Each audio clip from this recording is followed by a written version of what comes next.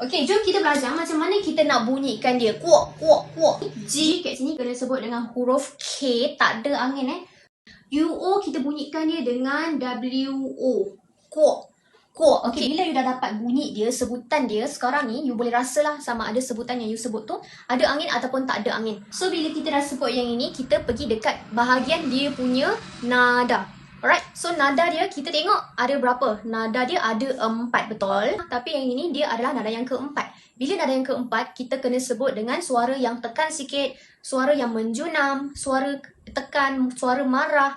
Okay, macam kita lontarkan suara kita tu sedikit kuat. Macam kita nak cakap, oi, apa? Macam tu, okay? Kuok, kuok, kuok. Apa maksud kuok? Okay, korang boleh tengok dekat bahagian atas. Lausha ada tuliskan untuk kuok yang ini, maksudnya untuk sesuatu yang you pernah mengalami, you pernah lalui. Okay, you rasa pernah experience benda tu, you pernah mengalami, you pernah lalui, you pernah rasa pun benda tu.